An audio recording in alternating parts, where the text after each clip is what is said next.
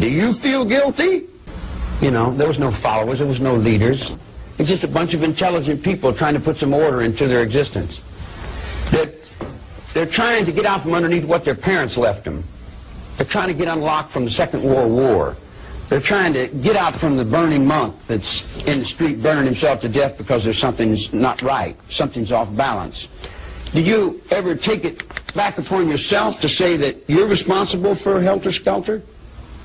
Did Jerry Rubin and A.B. Hoffman and Dr. Timothy Leary take any responsibility for the children that they said that I influenced? You know, you want to drop the blame on Charlie and say it's all Charlie's fault. What did you do? I do the best thing I know how. Nothing. I play music and I smoke a little grass now and then because it helps me and I like to relax with it. That's about it. I don't see anything wrong with drugs. Drugs is all right if you don't misuse them. If you misuse them and you're misinformed about them, then you make a big bad thing about them. Jet airplanes going 6,000 miles an hour and you're reading books that was written on the back of horses. Why don't you tell the public what's really going on? Why don't you tell them the water's so bad the fish can't live in it?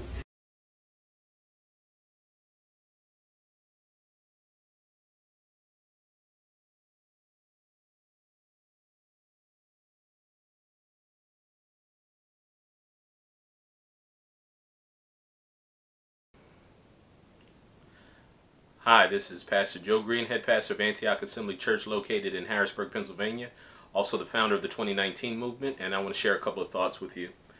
Today we're going to be talking about how they use music to control us. And if you've been following the 2019 movement, I've been talking about the One World Government, the New World Order, and the powers that be, the ruling elite, and some of the tactics and weapons that they use in order to control the masses. Now, if you understand, you know, during the time of the World Wars, after World War II, you had the Nazis, you had Hitler and the Nazis. After they were defeated, the United States, the OSS, that later became the CIA, what they did was they recruited a lot of the Nazi scientists, because the Nazis, they did a lot of research on human beings and things that affected human beings. You know, in the concentration camps, they did a lot of human experiments. And so a lot of the technology we have and some of the things that we have, the scientific discovery, some of them actually came from the Nazi camps. The Nazis studied frequencies and music's effects on the mind. And so when we look at how the music industry as a whole is laid out, and we'll see the influence of this technology and how it affected that.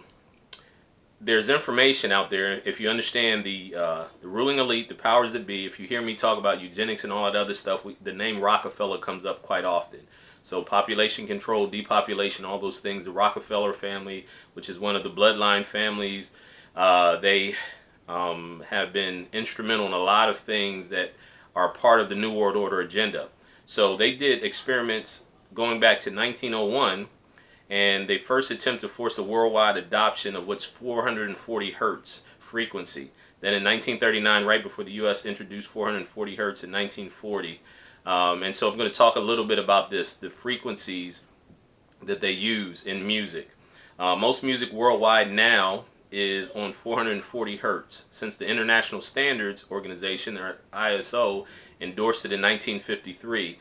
The recent discoveries of the vibratory, oscillatory nature of the universe indicate that this contemporary international concert pitch standard may generate an unhealthy effect or antisocial behavior in the conscious of human beings. So if you understand frequencies, 432 hertz, known as Verity's A, is the alternative tuning that is mathematically consistent with the universe. So the natural frequency that resonates in humans in the universe, they say, is 432 hertz. 432 hertz. Music based on 432 hertz transmits beneficial healing energy because it's a pure tone of math, fundamental in nature. Now, the Nazis, like I said, they did experiments on frequencies and vibrations and how it affects the human brain. And so what they did is they pushed, I'm saying the powers that be, the International Standards Organization. Well, the theory is that when they changed from 432 hertz to 440, the Nazis, propaganda minister Joseph Goebbels, they used that to control the masses. And you may have heard of Joseph Goebbels. He was the minister of propaganda. And if you've been following the 2019 movement, please subscribe to my YouTube channel, watch some of the videos I did, and I talk about how propaganda now has become what's known as public relations, and it was a way of mass mind control. So they perfected it in Nazi Germany, and after the World War II, it was a thing called Project Paperclip. Project Paperclip is when they took a lot of these Nazi scientists that they had captured, they brought them here to the United States, and they used them, they employed them, and used some of their technology and some of their discoveries. Joseph Goebbels, he used it to make people think and feel a certain manner and to make them a prisoner of a certain consciousness. Then around 1940, the United States introduced 440 hertz worldwide, and finally in 1953 it became the ISO 16 standard. And so there's no coincidence that now most frequent music is on the frequency of 440 hertz as opposed to 432 hertz. 440 hertz is unnatural tuning frequency removed from the symmetry of sacred vibrations and overtones that was declared the war on the subconscious mind of Western man. In a paper entitled Music Cult Control, Dr. Leonard Horowitz writes, the music industry features this imposed frequency that is herding populations into greater aggression, psychosocial agitation, and emotional distress, predisposing people to physical illness. You just have to go out to the streets and take a look around. What do you see? School kids, young adults on their way to work, women pushing their baby, and a man walking his dog. And what do they have in common? Most of them have iPods, MP3 players, headphones, etc., etc. So if you think about if you wanted to control mass mind control, also known as they have psychological operations, that they learned that these frequencies were frequencies that could be used to control the masses. It increases social agitation, emotional distress, and it predisposes people to physical illness. Nikola Tesla was quoted as saying, if you want to find, Nikola Tesla, for those of you who may not know, he was a great scientist that invented a lot of awesome inventions in the beginning of the 20th century. Nikola Tesla says, if you want to find the secrets of the universe, think in terms of energy, frequency, and vibration. The powers that be are successfully lowering vibrations, not only the young generation, but the rest of us as well. So let's look at this clip that talks about weaponized music.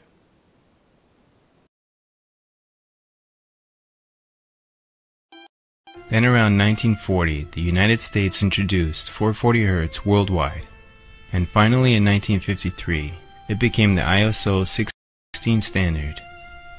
What is 440 Hz? 440 Hz is the unnatural standard tuning frequency, removed from the symmetry of sacred vibrations and overtones that has declared war on the subconscious mind of Western man. You just have to go out into the street and take a look around. What do you see? School kids, young adults, on their way to work, and what do they all have in common? iPods or MP3 players. Ingenious, isn't it? They are successfully lowering the vibrations of not only the young generation, but the rest of us as well. These destructive frequencies entertain the thoughts towards destruction, disharmony, and disunity. Hi, this is Ed and welcome to The Outer Dark. There recently has been a lot of discussion about something strange, and that is the change to people on a very slight level that has taken place over decades, namely the 432 Hz frequency versus the 440 Hz frequency. But what is this? Well, stay tuned as The Outer Dark brings you 5 things we know about 432 versus 440. Number 5. First, some context. Music prior to 1939 was mainly tuned in 432 Hz for the most part. This was a natural or seen by researchers as an organic evolution of music through the ages in which classical music was tuned to 432 Hz.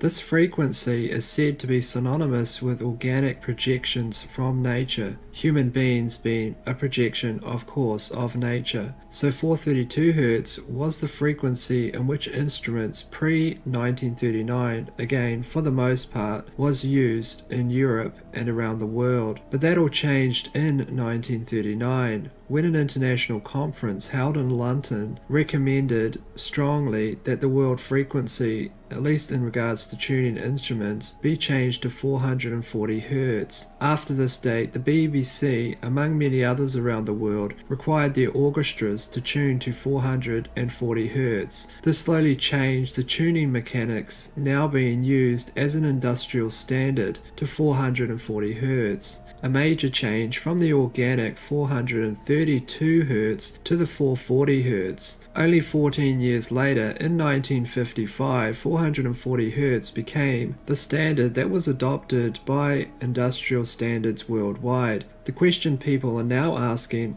is, was there a more sinister reason for the change? Since a number of researchers have stated that people feel differently under the long-term influence of music and broadcasts at 440 Hz than they actually do at the natural organic broadcast of 432 Hz. So is there evidence of a difference? Well, number 4. First we have to start with the difference itself, and there is one. Take a look at these different examples of how music played at 432 Hz forms different particle patterning than it does when played at 440 Hz.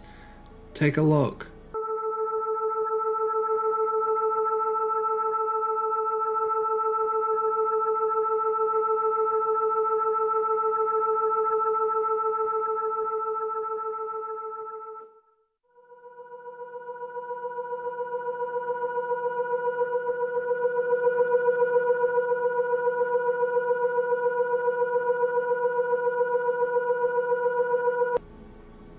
Now this is a widely known phenomenon in regards to sound and how it affects particles, but at least here we can see a difference between the two frequencies. As noted, 432 Hz appears less broken, more symmetrical, while the frequency at 440 Hz seems more broken and more distorted. The effects this would have on the human being over a long period of time is of course unknown, but if we use logic and scientific principle, we can note that because there is a measurable change and a visual one, that there must be indeed a change to humans. After all, humans are physical creatures whose physiology affects their overall psychological well-being.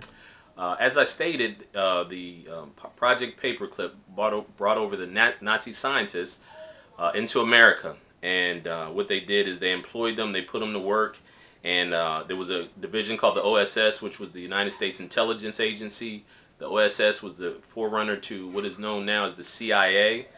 So the CIA carried on those same experiments, and then they began to experiment for social control through sex, drugs, and music, or rock and roll. Rock and roll was an invention of the CIA in order for controlling the masses. So if you understand that the CIA, which was previously known as the OSS, they employed these Nazi scientists in Project Paperclip, and they started the practicing how to control the masses, mass mind control and manipulation through sex, drugs, and rock and roll. So if you look in the 60s, you had the hippie movement, which was based on sex, drugs, and rock and roll. And one of the places that they perfected these things was a place called Laurel Canyon in California. And Laurel Canyon was the centerpiece of a lot of their CIA governmental experiments. And declassified documents show that they had links with the underworld, organized crime, the mob, as well established channels involving drug dealing and distribution, murder, prostitution, child pornography, snuff movies, and black magic. All are part of the system of control and manipulation of high-profile personalities, a system which still strives today. There's a author by the name of Neil Sanders, and he had a writing called "Your Thoughts Are Not Your Own." And he writes, a surprising number of rock and roll stars of the 60s came from military and military intelligence families. For example, Jim Morrison, most of you probably may have heard of Jim Morrison. He was in the rock group The Doors, and his father was a chief naval officer involved in the manufactured Gulf of Tonkin incident that led to the Vietnam War. So if you understand that Chief Naval Officer Morrison, there was what's called a false flag event, that the Gulf of Tonkin is when they pretended like a Vietnamese ship had fired on an American ship, and this was the false flag event that they used to get support to go into the Vietnam War. And all this is declassified information, so again, this is not speculation or assumptions, this is actual facts that happened. Jim Morrison's father was the chief naval officer involved in that. Jim Morrison, who was the head of The Doors, it is believed, like most of them, that it was part of the military intelligence operations.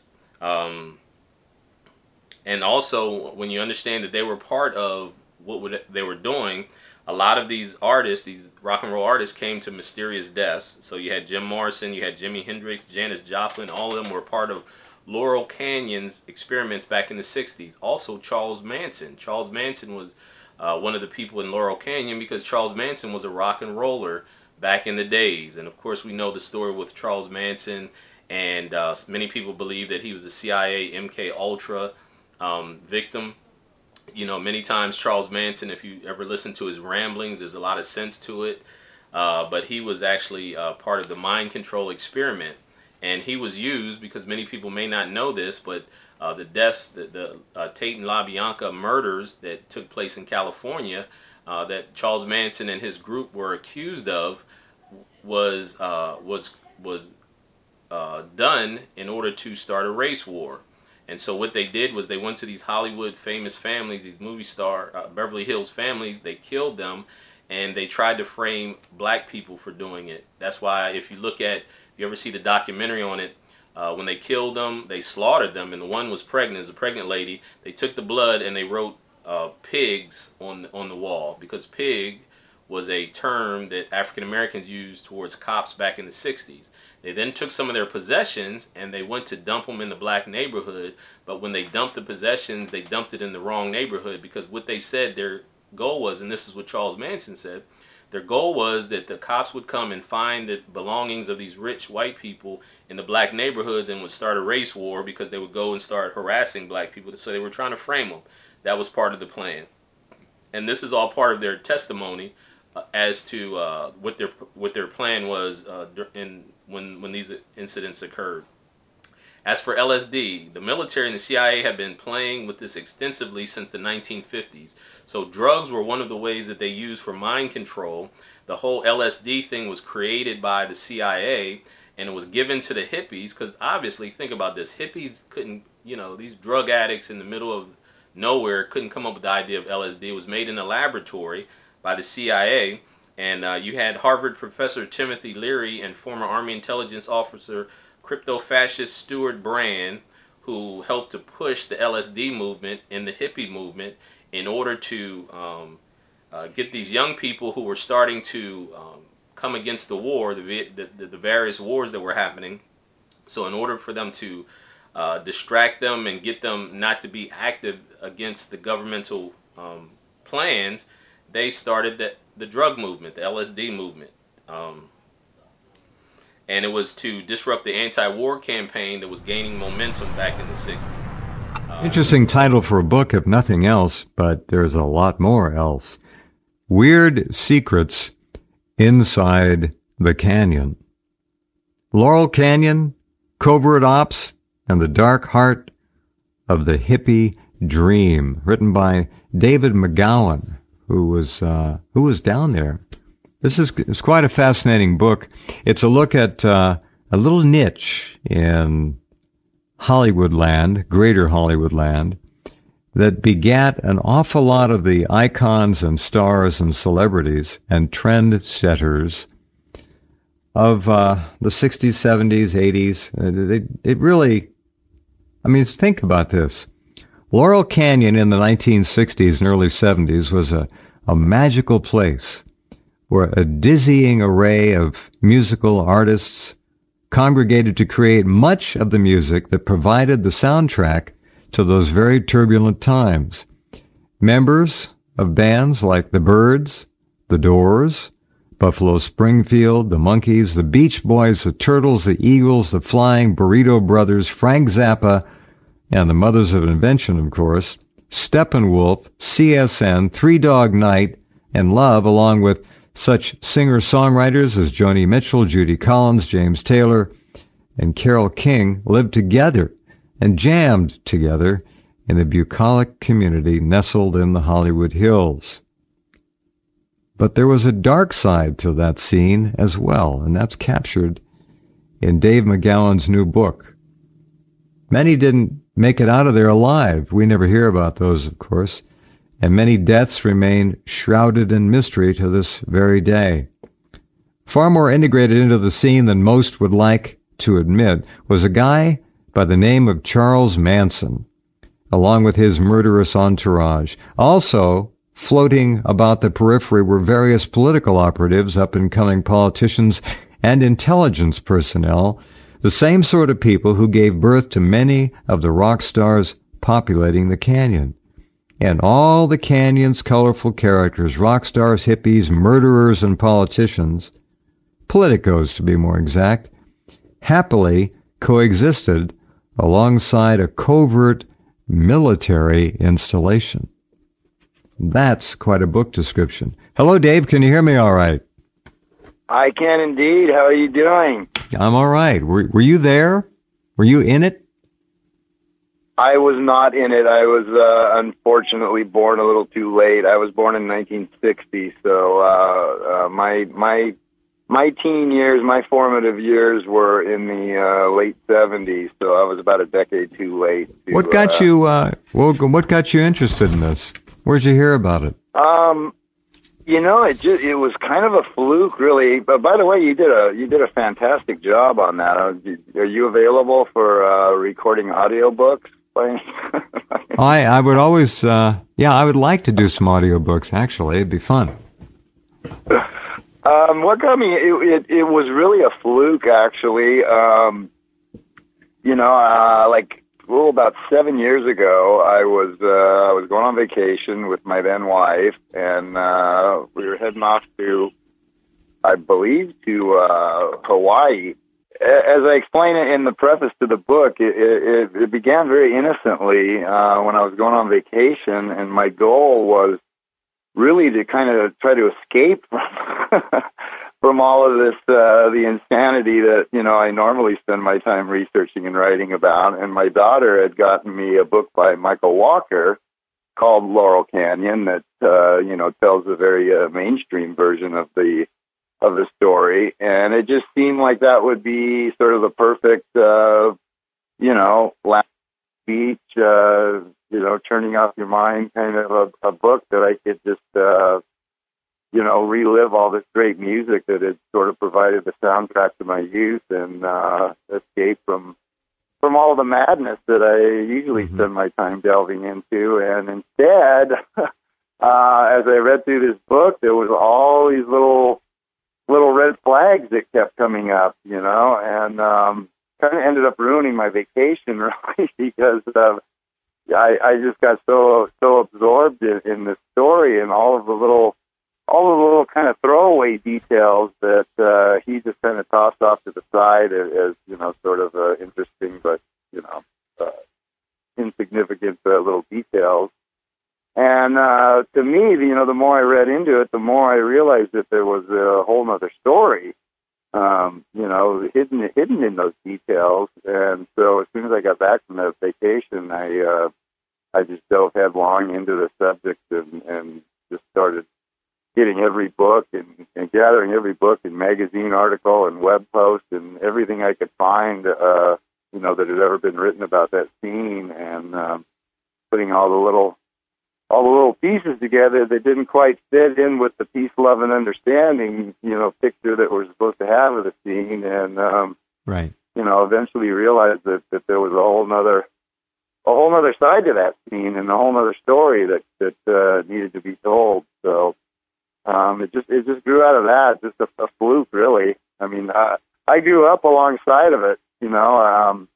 I grew up in Torrance, like 20 miles south of the mouth of Laurel Canyon, and throughout my adult life, I've driven through it hundreds of times, getting across the city, and just used it as another thoroughfare through the city, and never knew that it had any special significance at all. That's one of the amazing things about it is that so few people even know the mainstream story of Laurel Canyon. Even native Angelinos, people that grew up here, are largely unaware that this whole scene never even happened. So even though I grew up alongside of it, I really knew nothing about it until like 7-8 years ago. Mm-hmm.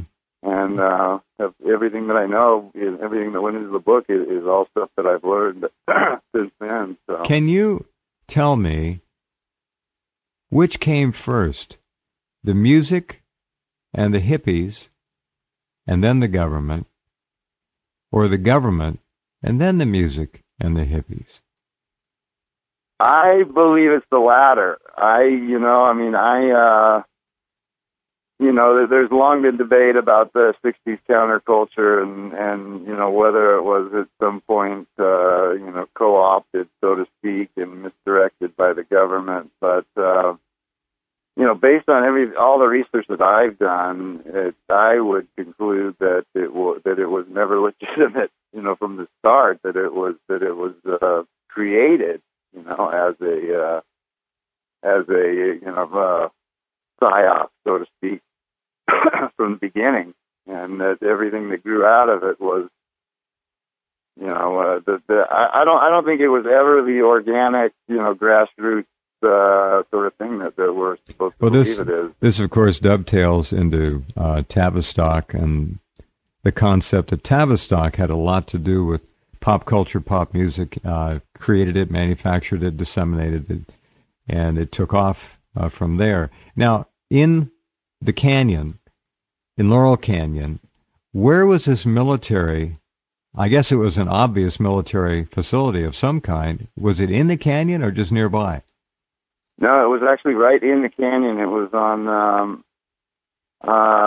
Wonderland Path Avenue, I think is what it was. You're pretty much right in the heart of the canyon. There's a psychedelic name for you. What's that? There's a psychedelic name for you, Wonderland Path. Yeah. Well, Wonderland Avenue is one of the main routes through there, and of course, where the infamous Wonderland murders occurred.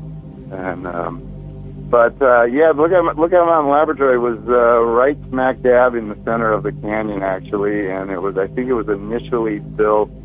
According to most reports, it was initially built as a covert air defense facility, like during World War II. An old Ajax missile site or something? Something along those lines, mm-hmm. Yeah, like the fortifications they have up in San Francisco mm-hmm. that were built in that same era. And then it morphed into a covert film studio where they processed all the film stock from the atomic weapons test, and right there in Coldwater Canyon, Laurel Canyon. What's that? They processed the film right there in Laurel Canyon. Yeah. Oh, they had a lot of other facilities. I wonder why they. That's interesting. Interesting. Yeah, it was actually said to be the world's only complete self-contained film studio. I mean, they could do everything from soup to nuts, so to speak. They had film vaults, they had sound stages, they had special effects departments. Yeah. They had everything they needed to do a complete film in-house from beginning to end. The only studio in the world that at the time that had that capacity. And according to various reports, a lot of the technology, that we see today was first developed there. They had it before anyone else. 3D technology and I don't know, various other things. So you're talking about early Black Ops stuff. Yeah, pretty much. Yeah, I mean, technically it was primarily used for. Like I say, they processed all of the atomic weapons test footage there. In fact, some of it there's actually film stock that has their logo stamped on it. Lookout Mountain Laboratory. And but they also did propaganda film, and they employed some of Hollywood's biggest stars. People like John Wayne and Marilyn Monroe, and big name film directors like Howard Hawks and John Ford, and I don't know, various other people, big names, like Jimmy Stewart, who did work for the facility on a of a classified nature, and none of them ever talked about it, during their lifetime. So we don't really know what exactly it was that they did, but they at times, there were Hollywood luminaries who reported to duty there, doing something. So. Yeah, it's a very interesting facility, to say the least, and the fact that it just so happened to be located literally right in the heart of where the whole 60s counterculture thing, was kind of given birth. Right around this facility. So, yeah, very odd, to say the least. Question. Some of the people I named in the introduction, do you think they may have been trained intel assets with musical talent? Or were there had to be a genesis for all of this talent? And I'm wondering if it was grassroots, or if it was somehow computer projected to be cool.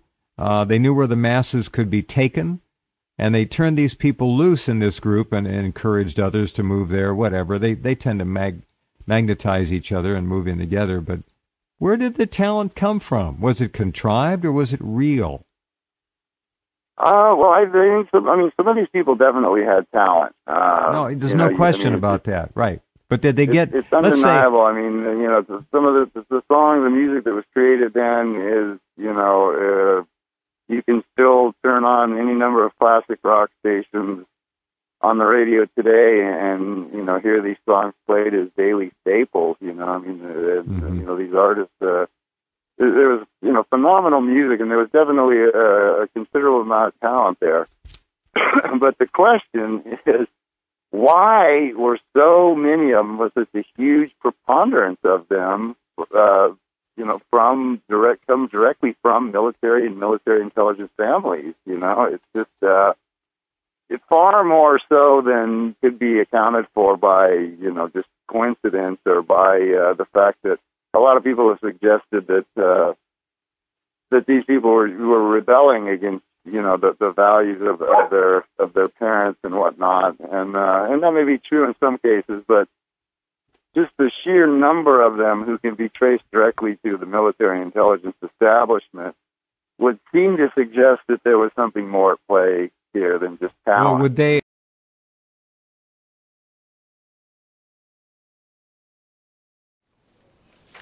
David McGowan, he's a brilliant researcher in the process of publishing a very detailed and lengthy set of articles called Inside the LC, which was Laurel Canyon, the strange but mostly true story of Laurel Canyon and the birth of the hippie generation. And it's an amazing body of research where he effectively points out the fact that more often than not, the top artists within the music and film industries, their managers and producers, have military and/or military intelligence connections. Many also are involved in organized crime, drug dealing, murder, prostitution, child pornography, snuff movies, and black magic. And here's some of the examples of this whole Laurel Canyon movement. It was CIA, which is, like I said, that's where the hippie movement, the drug and sex culture, was created as a psychological operation to control the masses, especially the young generation. And the reason I'm saying this is because when we look at the generation now and how they're being attacked through music, through media, and through different things, it's not a new strategy. It's the same strategy that has affected the culture over and over again. And I think it's a little bit easier now for them to implement these things because of the culture of the 60s. So you have parents and grandparents now who came through that culture, so they've been desensitized to a lot of this stuff. So Jim Morrison, like I mentioned, he was from the group The Doors. His father was a U.S. Naval Admiral, George Stephen Morrison. Frank Zappa, he's one of the founders of the hippie movement. He's the son of Francis Zappa, a mathematician and a chemist working for the U.S. defense industry. And Papa, John Phillips of the Mamas and the Papas. He's the son of retired Marine Corps officer Captain Claude Andrew Phillips. And John attended a series of elite military prep schools in Washington, D.C. area, culminating in an appointment to the prestigious United States Naval Academy at Annapolis. Stephen Stills of Buffalo Springfield and Crosby, Stills and Nash and Young was born to a military family. Stills was educated primarily at schools on military bases and elite military academies.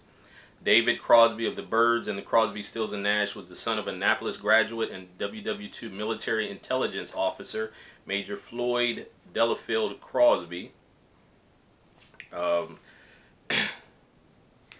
Suffice it to say that Crosby's family tree includes a dizzying array of U.S. senators, congressmen, state senators, assemblymen, governors, mayors, judges, Supreme Court justices, etc., etc. Jackson Brown was the product of the career military family. Brown's father was assigned to post-war reconstruction works in Germany, which very likely means that he was in the employ of the OSS, which of course was the precursor to the CIA. As a matter of fact, Jackson Brown was born in a military hospital in Heidelberg, Germany. Jimi Hendrix, the famous rock star Jimi Hendrix, was born November 1942. His father was stationed in an Army base in Oklahoma. Jeffrey Hendrix, his father, often boasted of undercover work against the Russians on murder, mayhem, and torture in foreign countries. Jeffrey's father said his son had been stationed in Egypt years earlier and could speak Russian. Joni Mitchell, her father, Bill Anderson, was an officer in the Royal Canadian Air Force. During the war years, she moved with her parents to a number of bases in Western Canada. All these military connections are hardly coincidence. If you read Dave McGowan's book, it gives you a lot more information. But all of this stuff happened at Laurel Canyon. All these people were there together. And, you know, the public was told that it was just a place where musicians came and hung out. But when you understand that there was a CIA military base in that area, it really makes more sense that as to how they interconnected the sex, drugs, the hippie movement, rock and roll with their desire to control, you know, a generation.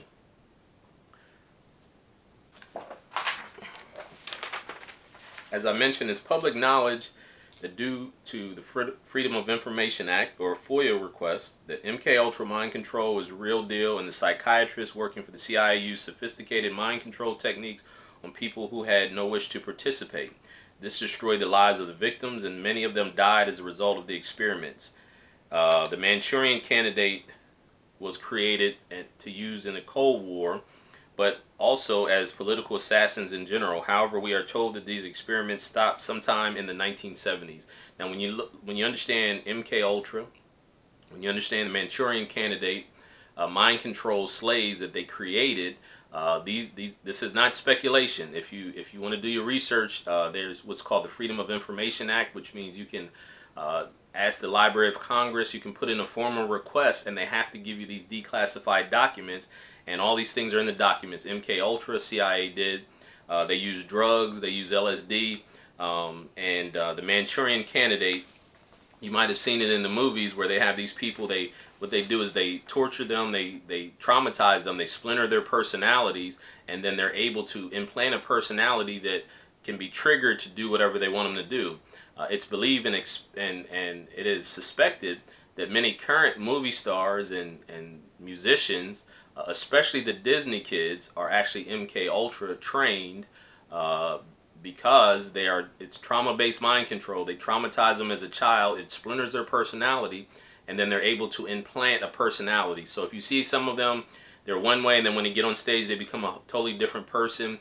A lot of times that's a sign of MKUltra programming. Many of the, they had, what they were trying to create was these super soldiers that really didn't have a soul. They can send them in and do assassinations, or they could kill without any type of, you know, the average human being, they have a difficult time killing someone, an innocent person especially. Total mind control, Manchurian candidates. Could such things actually be possible? Could someone you know, or perhaps even yourself, have hidden programmed identities deep within the mind. Imagine finding out that you've got disassociated parts of yourself that are Satanists. Not only is it possible, it is happening now and on an unimaginable scale. MK Ultra mind control rules in Hollywood.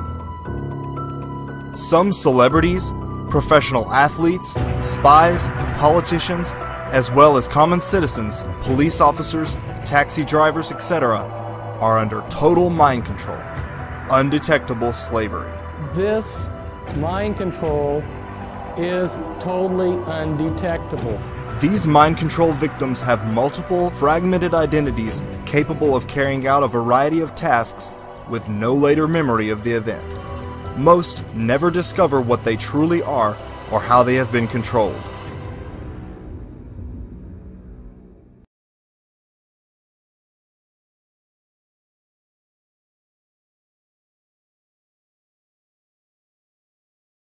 Mind control is a sliding scale and can come in many forms, from everyday information control as we see with the corporate-controlled media, to brainwashing, to drugs, hypnosis, and total mind control.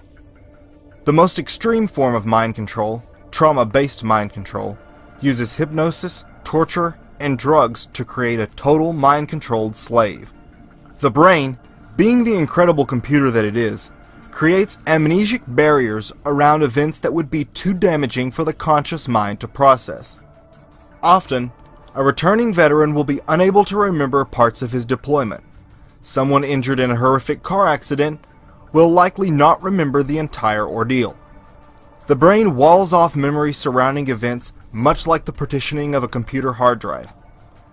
By taking advantage of this mechanism within the brain, programmers can create completely dissociated parts within the mind that function totally unaware of one another. The secret lies in dissociation.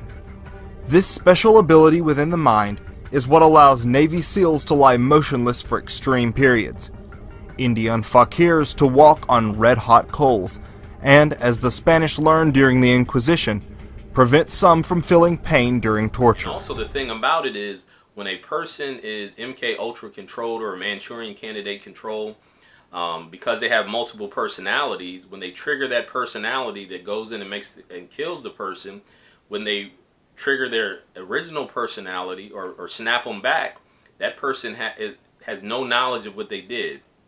And so these MK Ultra candidates can actually pass lie detector tests because they're telling the truth. When they ask them, did you do this? They'll say, no, I didn't do it. And because this other personality that has no knowledge of the other personality, the previous personality, they pass lie detector tests because they're telling the truth. And it's a phenomenon. If you ever seen the movie Sybil, it's a famous movie from back in, I think it's the 70s, and showed this lady who had like 20 personalities. She had been traumatized and tortured as a child, and what happens when you're traumatized as a child, there's a defense mechanism in your brain that sections off that trauma, and so a lot of times they don't have any memory of it. If you look at some of these children that were abused by these priests or abused by somebody else, a lot of them don't remember anything until they become adults. And the reason being is because you have a defense mechanism, like I said, in your psyche, in your brain, that shuts out the trauma so you have no memory of it so that you don't go crazy. That's why some people go into shock. If you go into intense pain, your brain literally shuts down because the pain is so intense that it shuts it down until you're able to process the pain. So because they understand psychology, they know how to trigger these things in some people. And so they use these experiments with the CIA, and they use music, they use drugs, and they use other things in order to perfect these things. And again, this is not speculation. It's not some kind of hocus pocus. These are real things, and if you want to do the research, you can find out that these declassified documents talks about it.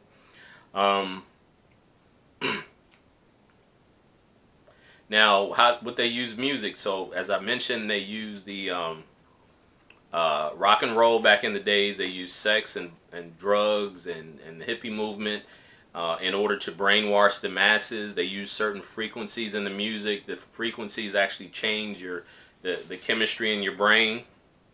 And the interesting thing about it is, and I'm going to show you the clip. Not only did they do rock and roll, and then in the 70s and 80s they used grunge and heavy metal music, but then in the late 80s they started what's called gangster rap.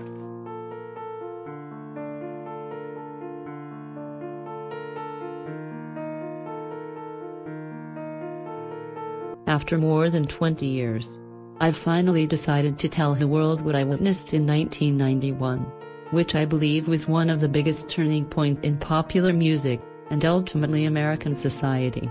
I have struggled for a long time weighing the pros and cons of making this story public, as I was reluctant to implicate the individuals who were present that day. So I've simply decided to leave out names and all the details that may risk my personal well-being and that of those who were, like me, dragged into something they weren't ready for. Between the late 80s and early 90s, I was what you may call a decision maker with one of the more established companies in the music industry. I came from Europe in the early 80s and quickly established myself in the business. The industry was different back then. Since technology and media weren't accessible to people like they are today, the industry had more control over the public and had the means to influence them any way it wanted. This may explain why in early 1991, I was invited to attend a closed-door meeting with a small group of music business insiders to discuss rap music's new direction. Little did I know that we would be asked to participate in one of the most unethical and destructive business practices I've ever seen. And so I'm going to show you a clip about that a person talks about how they understood that by using gangster rap, they could actually create criminal behaviors in young people. Also, if you look at hip-hop music now and gangster rap, they promote violence, they promote over-sexuality, they promote materialism, they promote rebelliousness against society. And if you see our younger generations, they're acting out on these things because music has such a strong influence on people. And that's what they're using because they understand the effects of music. Now, now let's talk a little bit about why this is key. The reason this is key, like I said, in the late 80s, they started what's called gangster rap. And they began to push the things that were corrupting the culture and corrupting society. It breaks down, it goes against the family. So all of the hippie movement and the gangster rap movement, it doesn't promote family values. It promotes sexual promiscuity. It promotes materialism. It promotes violence. It promotes the mistreatment of women, misogyny, and all these other things. That's part of their strategy. Over-sexualization of women. Now, what does the Bible say? So we understand that Satan, Lucifer, the devil, the serpent, whatever you want to call him, was the master of music. He was actually the minister of music in heaven. And so he understands that that is one of the tools that can be used in order to manipulate people to change their reality.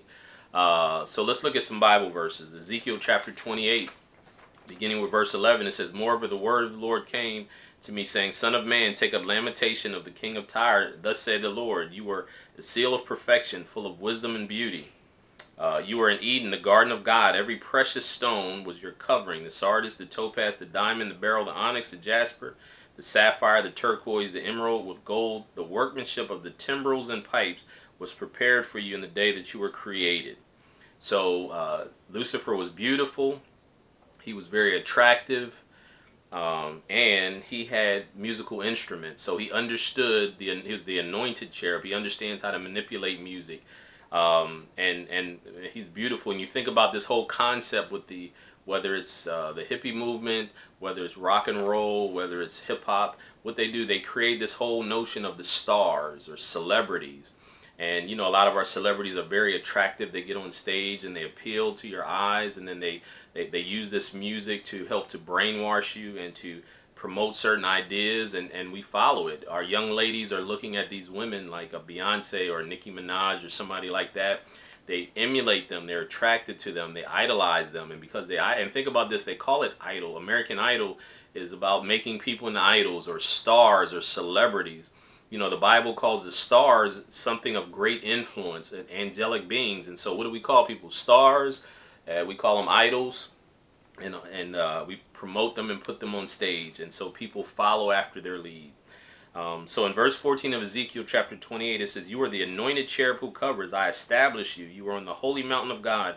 You walk back and forth in the midst of the fiery stones. You were perfect in your ways from the day you were created, till iniquity was found in you. By the abundance of your trading, you became filled with violence within, and you sinned. Therefore I cast you as profane out of the mountain of God, and I destroyed you, O covering cherub, from the midst of the firing stones."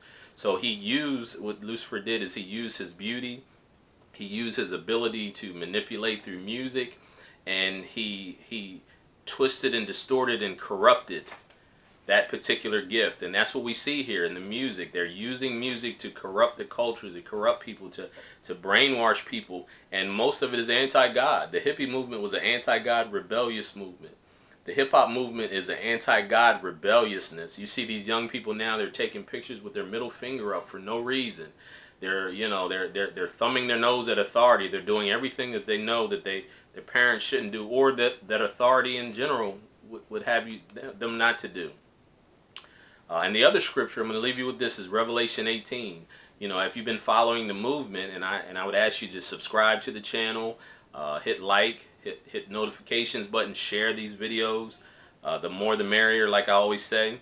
But in Revelation 18, it talks about Mystery Babylon. Mystery Babylon is the system that's in place in the last days.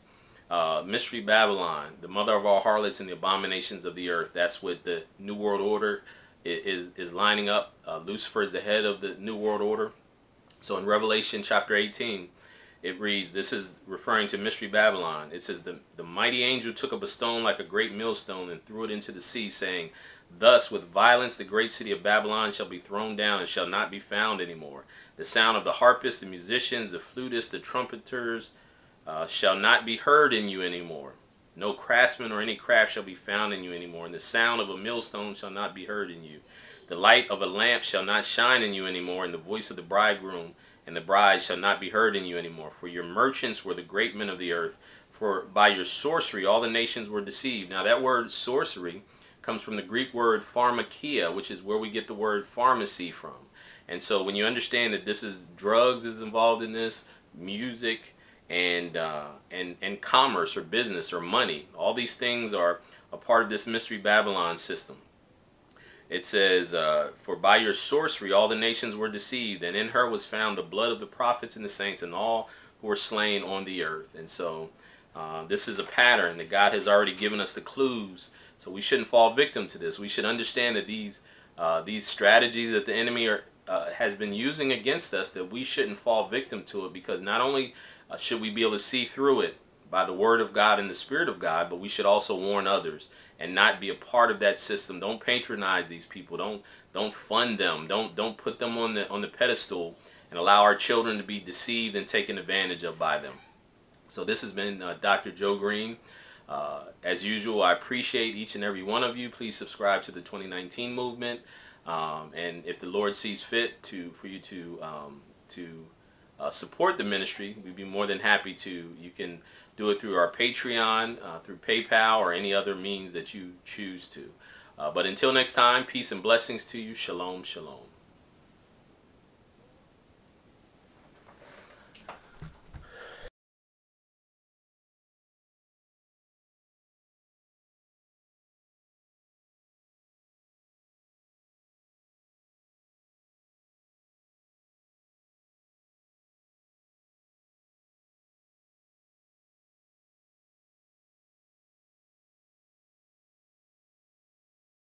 He never got out of the car. What it was he would come down here to pick up Charlie to take him back to their Laurel Canyon house to watch jam sessions. And he would sit in the corner, smoke a little grass, just watch the doors jam, be very quiet and polite and nice. And then, then Jim would get him, give him a ride back. So Jim would pull up onto the ranch, and the girls would see Jim, go, "Oh, Jim Morrison," and they'd go out there, and kiss through the window and all this kind of stuff. It's Jim Morrison. So, and then Charlie gets in the car and then, takes off and brings him back. And that is an actual real story that we got from Robbie Krieger himself, who's actually a friend of Ben Garanke, who's a friend of mine. And Robbie Krieger wrote a letter, which you can see in my group, explaining that whole situation. Yes, Morrison did pick up Manson. Yes, he would be at our rehearsals, but this is before anything happened. So he wasn't the Manson that you're all thinking of. See, we all know Manson is a different name. Back then, everyone was like, Charles who?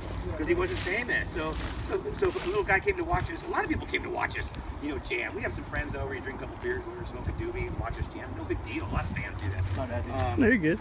But yeah, so that's what it was. It wasn't until after they're watching the news and going, oh my God, that's the guy that was at our rehearsal the other day. Holy shit, and there you go. And then it just surprises everybody. And believe me, everybody got surprised in Hollywood. And let me just tell you, I don't know this for a fact, but this is just what I believe. I think Hollywood just told everyone, look, if you know that little guy, you don't know him. You better not know him. Because your careers and your stuff, and we're going to jeopardize all that, and the money and the fame, and you know what? I just think, because Charlie knew a lot of fucking people, a lot of celebrities, and all of a sudden, as soon as he was about to, they all cut his ass off, except for